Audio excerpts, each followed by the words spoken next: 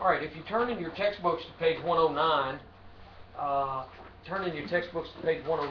we'll kind of go through some of these questions just from memory, just to kind of bring back some of the things that you had read yesterday. We begin with the question, what culture greatly influenced Roman culture? Shyla, can you help with that? The Greek culture was probably one of the most influential on Roman culture, and several of y'all had answered that, the Greek culture.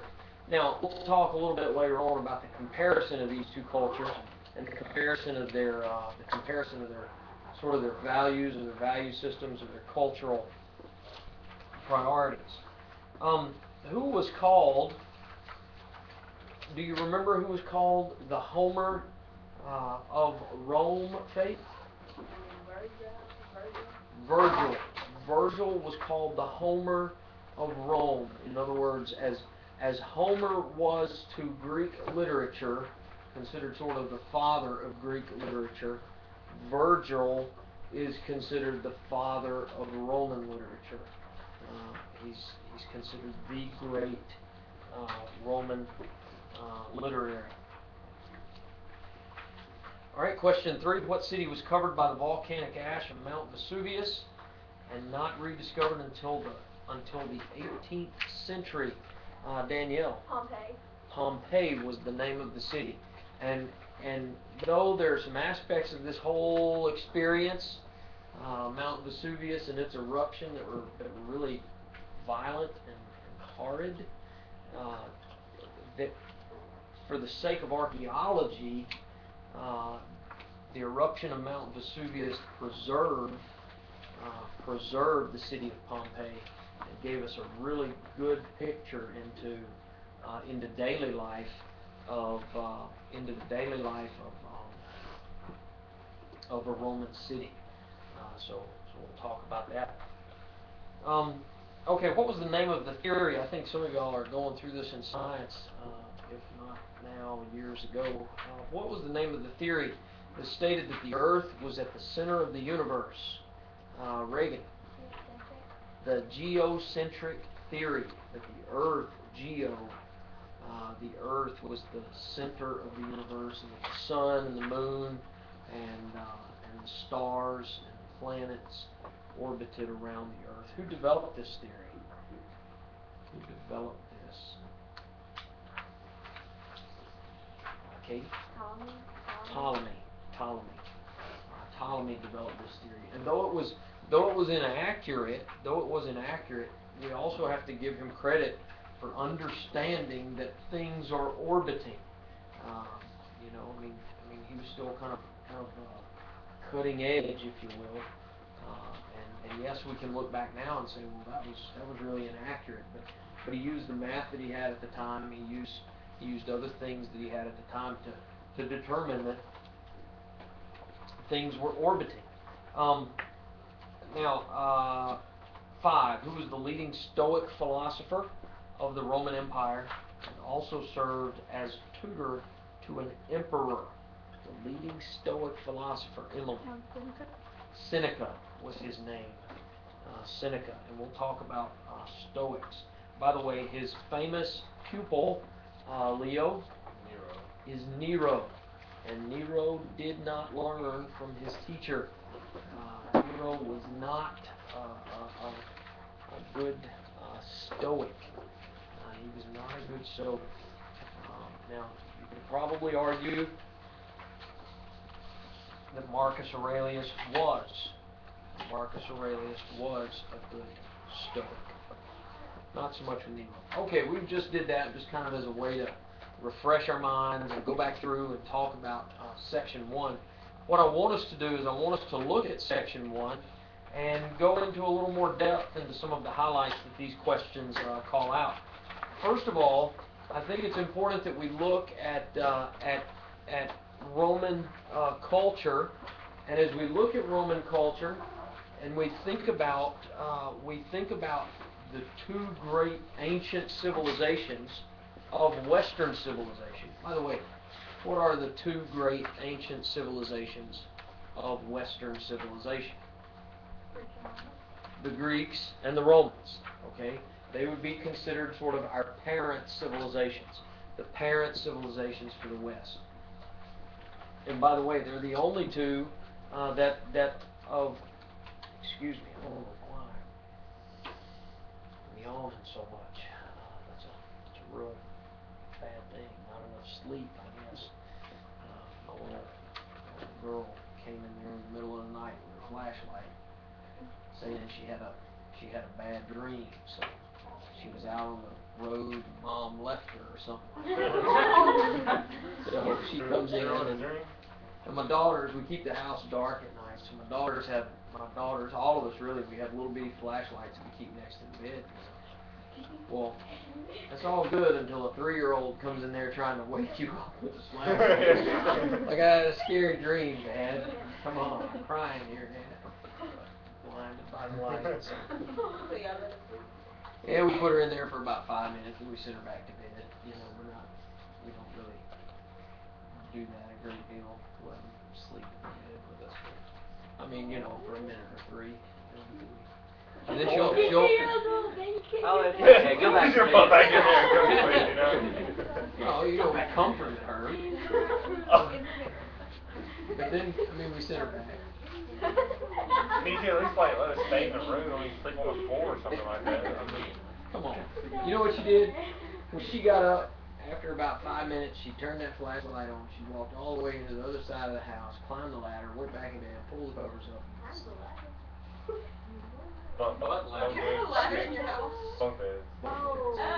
Ladder to the They didn't Oh, know my they goodness. didn't know where to get upstairs. I was thinking, what? Okay, we make her sleep in the Climb back attic. in the tree. Yeah. Oh, okay. We make her sleep in the attic so she had to climb the ladder. Yeah. Climb back in the tree. Okay, let's get back to this. All right. So the thing I want you to understand about the Greeks and the Romans is they are the parent civilizations of Western civilization.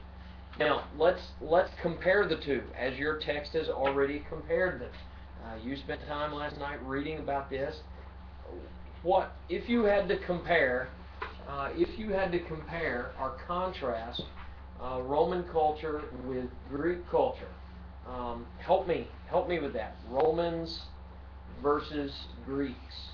Bethany. Romans had more of an emphasis on government and structure, and Greeks were more about art and philosophy. Romans had more of an emphasis on government and structure, and Greeks had more of an emphasis on art and philosophy. I think those are two. That's a valid comparison. Another way you might compare them, Leo. Well, their military strategies and also like their religion was similar to Greeks, but they changed pretty much the name of their gods. Yes, there's a religious system. If you want to start looking at similarities between them, the religious system is almost identical. They're both polytheistic, and they have this group of gods that control different things, and their storyline on the gods are very similar to the storyline on the Homeric gods, or the gods of Mount Olympus. So they're very similar, except it appears that all they've done was change names. They've just changed the names of the gods. Also, another similarity had to do with their military emphasis, their military structure and strategy. That would be a comparison. Sometimes, if you want to think of it, in the sense of two terms, and I want you to think about this right here. Okay, think about this.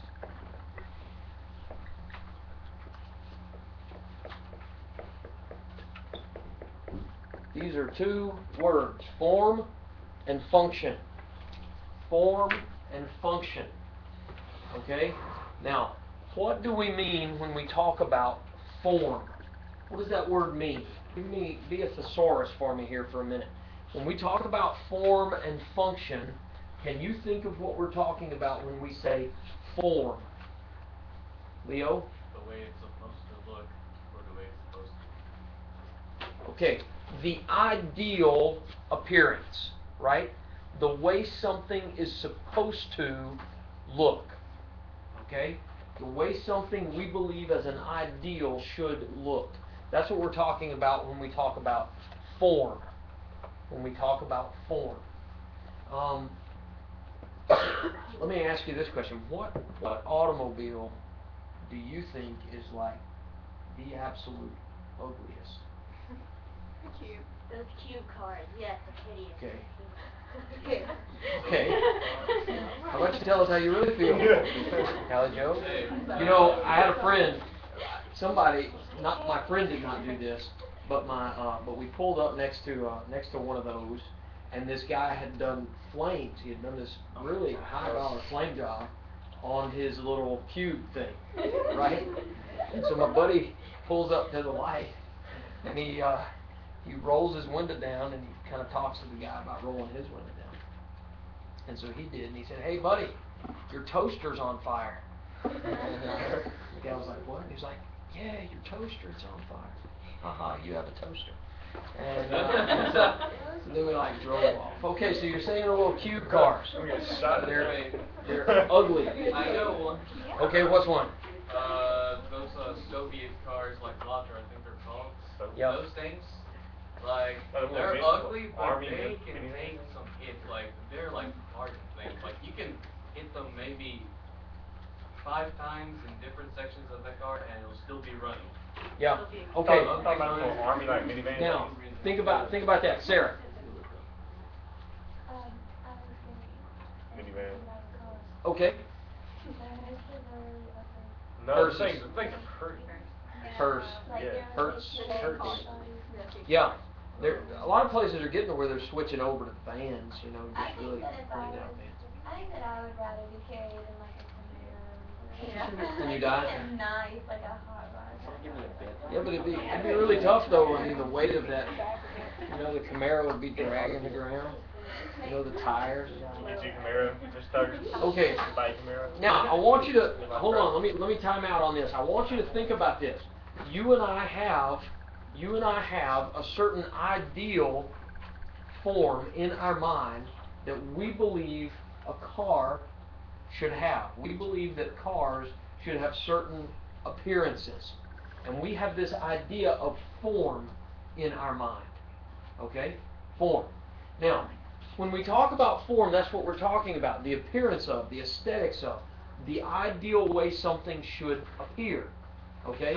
And we have, based on our culture, based on our ideas, based on all of that, we have a certain form in our mind that we think things should look like. There are certain ideal forms that we believe houses should look like. There are certain forms of architecture that kind of go together and some that don't. And if there's this strange mix of things, sometimes it just looks bad. It looks just really poor. So we have in our minds this idea of form. Now, also, let's move over to the other side and let's talk about function. Function. While we have an ideal in our mind for the way that something should appear, we also have certain expectations for the way things should function. Notice one of the values that Leo just made about a vehicle. What value statement did he make about that Soviet car? It can take hits. And the idea is that we have a certain value for the way a car should function. It should be durable. Do you see what I'm saying? We have a certain value. Cars should be durable. Or maybe, depending on the nature of the car, we have a different set of values, right? Maybe if we're thinking about a truck or something like that, then we think about the payload, the amount that it can tow, the amount that it can weigh, the weight that it can tow. Maybe fuel mileage, right? So we have ideas about function. We have ideas about the way things should function. Maybe if you're looking for a sports car or something like that, then you have certain ideals for the way it should function. It'd be really bad. It'd be really bad to get one of those beautiful Camaros or some new beautiful sports car that's out there, and it would have some amazing form, but then let's imagine that it had a 1.8 liter 4-cylinder engine. Hybrid. A hybrid Camaro. I mean, what are you going to do? You see how the function for what you expect is dead. So I want you to think about that. Now, sometimes these things work together in concert. Sometimes these things do not work in concert. Okay, sometimes these work really well together, and at other times they don't. All right, I had a friend one time. I had a friend who went out and bought a brand new Z71 pickup truck. All right, he was purchasing it for a farm, and he wanted it to be a work truck. Okay, he wanted it to be a work truck. When he got it home from the showroom floor, okay, he drove it out on the farm, goes into his barn, gets a hammer, walks out onto the fleet side, that's the side of the bed, right? Walks out there and hits it with a hammer on each side, putting 2 big dents in it. When his wife said, "What are you doing?" Was he trying to see whether it was durable? He said, "Well, I know it's going to happen sooner or later. I might as well do it now so it won't hurt my feelings." That's what he said. What the heck? He said, "Wham! There it is." So I knew it was going to happen. Was you like No. drinking before? Now, what was the no comment? What are you drinking, buddy? I don't have. I mean, Don't goodness say gracious, that. what is happening? I don't say that. Don't say that. All right, now. I don't have it. Now, pay attention to this right here. Sometimes those work in concert. But if you get a really nice brand new Z71 and you want it to be a farm truck, what's its function? To do work, right? Is there going to come a time where its function violates its form? There will be scratches, dents, bangs, posts that are hit, all kinds of stuff like that. There's going to come a time where those violate. Now, let me ask you this question. Greeks are going to look at these two and say which one is more valuable. Form, the appearance, the aesthetics, the art, the beauty. Form is more valuable. Romans are going to look at these and say which one is more valuable. Function. The way something functions is more valuable. Frank Lloyd Wright, a famous architect from the United States of America during the 40s, 50s, 60s, a lot of homes, we credit him with the ranch-style house. A lot of ideas in architecture were his. The idea of a garage in the house was his, a part under the same roof of, a garage that you could pull your car into, and then it's under the same roof as the house. That was his idea. Frank Lloyd Wright had a slogan for everything that he did, and he said, "Form follows function." That was an architectural view. So as we look at these two, Rome versus Greece, remember function over form.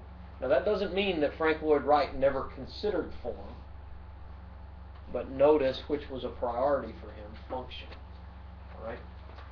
If something is, by the way, if any of you are ever interested in this, hey Tristan, stay here. If any of you are interested in this is a concept of design. Okay, a concept of design. Maybe keep your eyes open. There are probably some things that you have, possess, own, especially more modern things and technologies, where the idea is some balance between these two, where they're trying to balance the appearance and form with function. Some stuff is just purely functional, and then form follows function, the Frank Lloyd Wright idea. But pay attention to the design of things. Okay, now, what were Rome's greatest contributions? What were Rome's greatest contributions into Western civilization? Their cultural contributions. Political structure, government, law. We even can look at some of their values on justice. that are a lot like some of the values that we have on justice. Let's take a look at these things. Do you agree or disagree? Justice is a constant, an unfailing disposition to give everyone his legal due. Do you agree with this ideal? Should it be this way?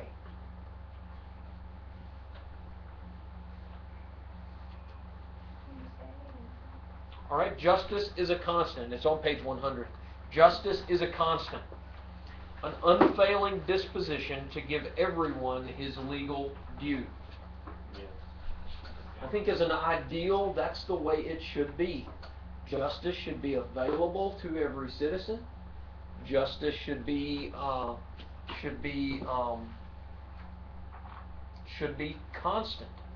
In other words, if I go to court with a certain case, and Jade goes with a similar case 3 years later, the decision should be the same or similar. It should be constant. Do we agree with this one? Liberty is a possession on which no evaluation can be placed. Do you understand what that's saying? Yeah. What does that mean? Freedom. Nothing can really be evaluated with your freedom. Nothing can be evaluated with your freedom. Could I pay you money to lose your freedom? Do you see what I'm saying? There is no price that can compensate for liberty. Do we agree with that as an ideal? Yes, we do, especially as Americans we do. Freedom is beloved above all things. That's similar to the other. I think for Christians, sometimes we would say, well, that depends. In our civic life, in our life in the world, freedom is beloved above all things. Now, let me ask you this question. In civic life, we would say that freedom is valuable. The trouble is that sometimes, because we are irresponsible and lack courage, we value security over freedom. Does that make sense? We value security over freedom. Now, there's an appropriate balance for that, right? But you go to any airport right now. You go to any airport right now and you take a flight. What's going to happen? You're going to go through TSA, right? You're going to have to take your belt off and your shoes off and all of these things and empty your pockets and put your laptops in a different bin, and you're going to have to go through all of this. You can't take any solutions or liquids on the plane that are above a certain amount. Okay, well, that's a loss to a certain extent. That's a loss of freedom to a certain extent. Why do we give that freedom up? Why are you and I willing to buy that plane ticket, to go there, take our shoes off, go through all of this, get in some scanner where somebody can kind of see us through our clothes? Why do we do all of those things? And I guess, like, simplify things is better. It's so much easier to fly from one side of the country to the other side than drive from one side, so I guess we're willing to give up the freedom to use comfort. I guess. Yeah, to a certain extent. You're not just doing it just to do it because Okay, we're doing it for security, and we're doing it for convenience. Do you see that? Now, the convenience, in other words, I'm free. If I refuse to ever go through one of those things in my life again, do I have to? No, I don't. The next time I travel, what do? Drive. I don't have to do it. So I'm free to not do it, but I give up that freedom as I get on the plane for convenience because I want to fly, and because flying is faster, it's more convenient, and because of security. So I want you to understand that there's this intricate balance. Now sometimes what happens in a lot of civilizations is people will give up way too many freedoms for the purpose of security. Does that make sense? And sometimes that can be a real challenge. That can be a real challenge because as morality in a nation degenerates, things become more violent, people need more security, they end up giving up freedom for security. The only way to have freedom is with responsibility.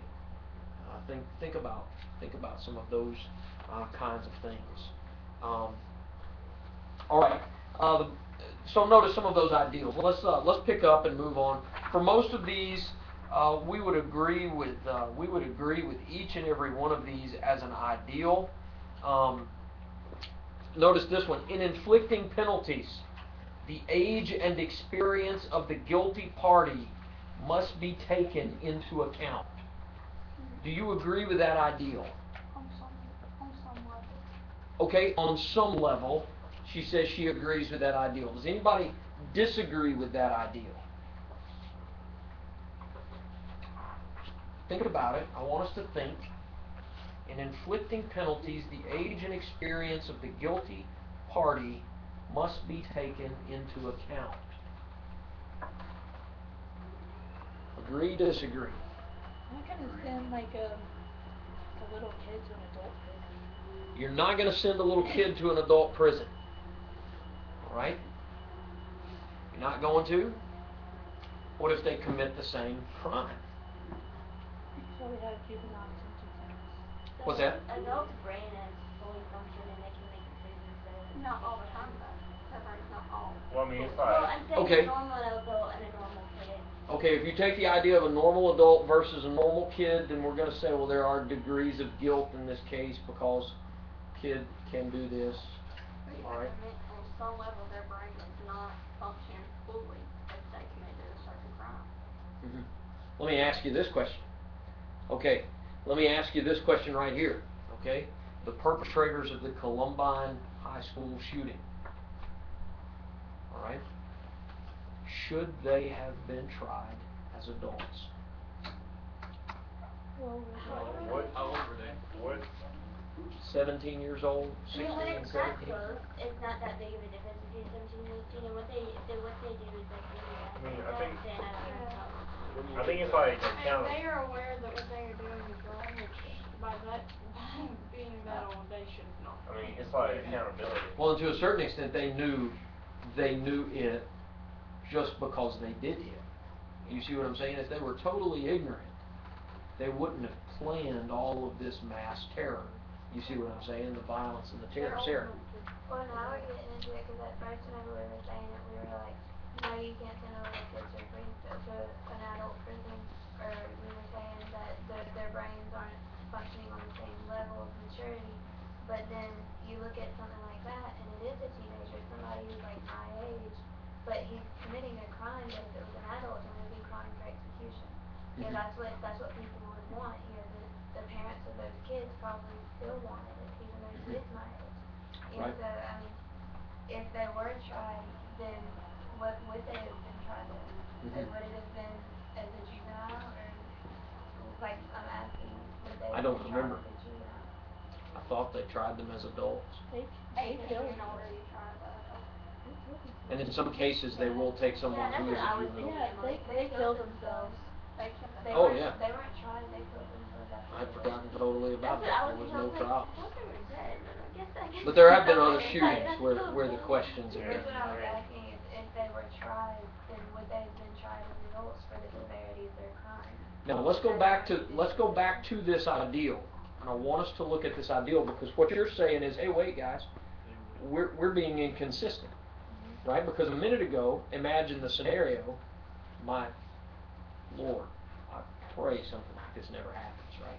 But imagine the scenario that a 3-year-old child like mine finds a pistol at home and shoots her sister by accident.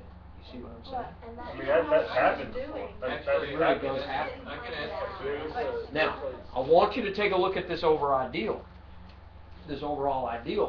because notice it does not say absolutely there is a black and a white.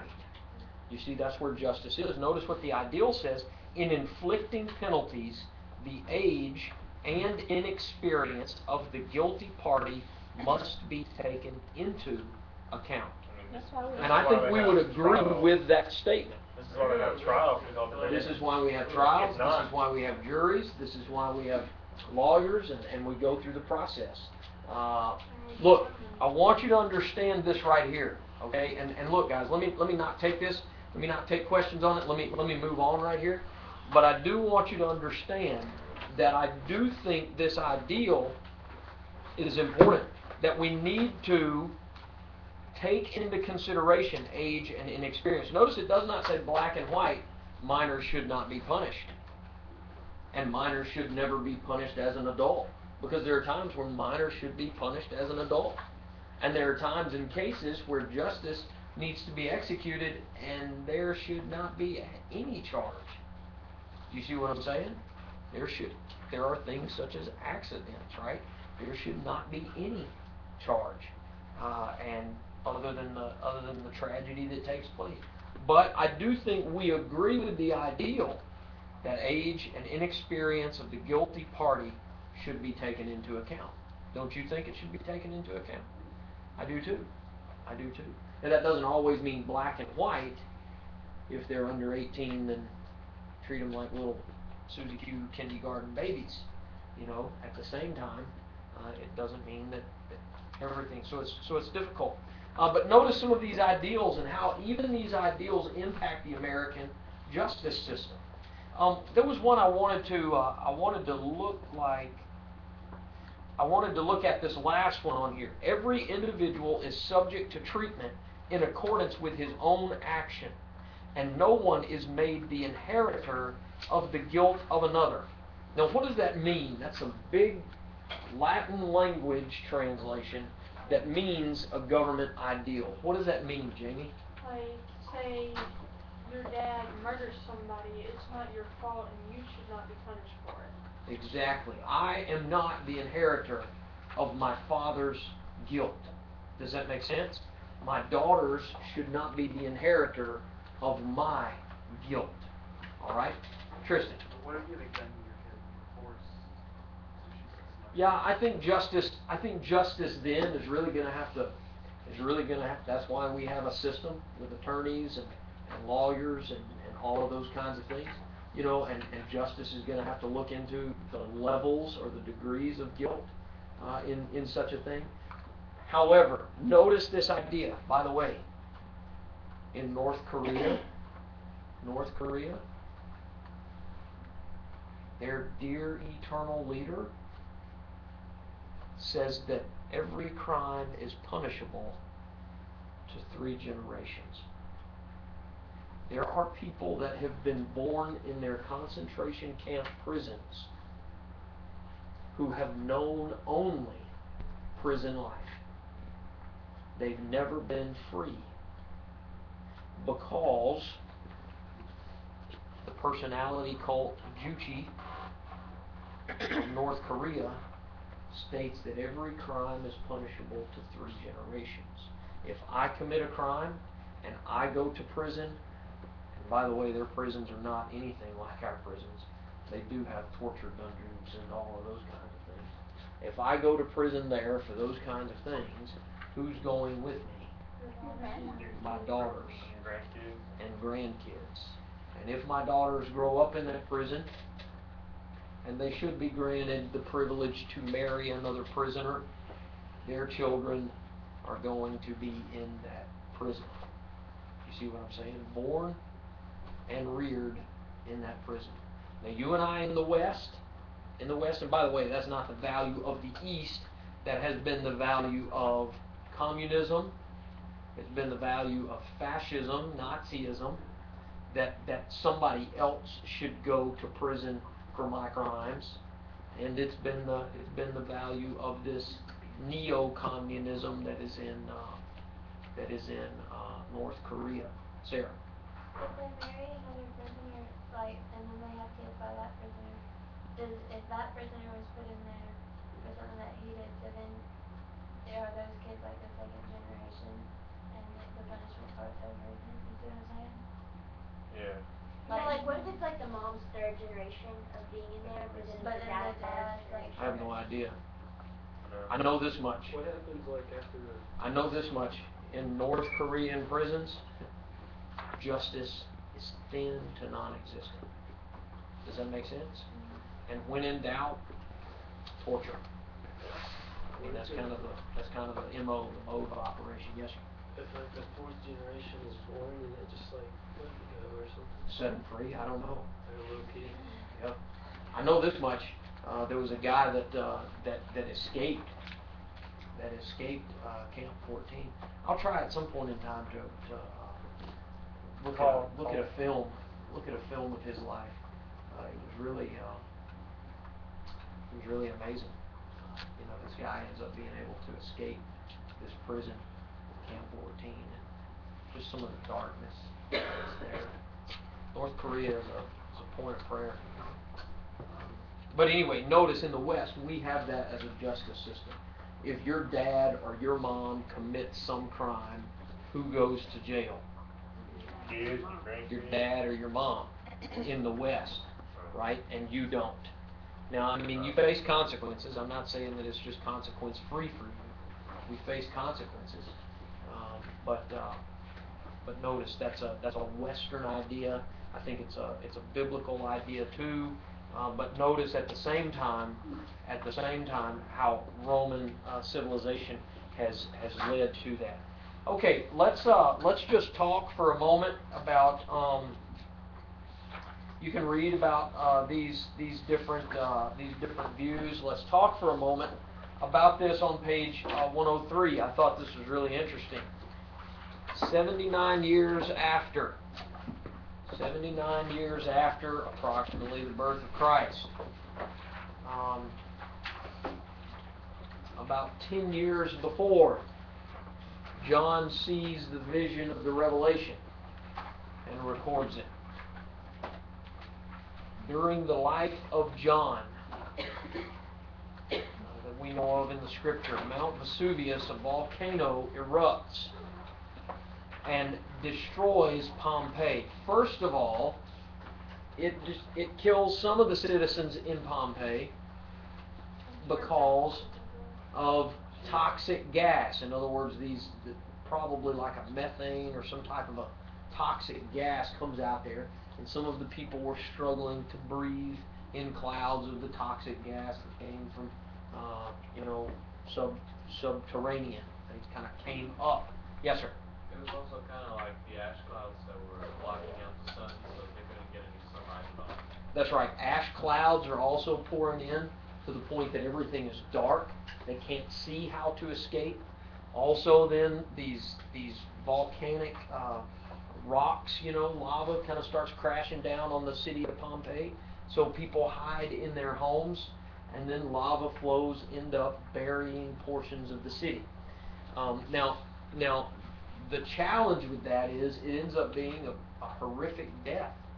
It ends up being a horrific death for the people, a lot of the people of the city, and it destroys the city. And Mount Vesuvius erupted with so much volume that it ended up burying portions of the city. One of the things, if there's anything good that could possibly come out of it, one of the things good that came out of it is for the benefit of archaeologists in the 19th century to be able to go in and start digging away the old volcanic obsidian, the old volcanic ash, and all of those things, the lava, and to start finding this Roman city that was almost like buried and preserved. Okay? Even to the point that we've been able to, you see this image on page 103. They started getting to some of these places as they were studying them with sonar. Archaeologists use a lot of sonar sometimes, like the same thing that's used on a sonogram. They use it to try to get a picture of what's below. And they started finding these big cavities. Well, they started wondering, what are these cavities? They filled them with plaster of Paris, let that dry, and then chipped away the volcanic rock from around them.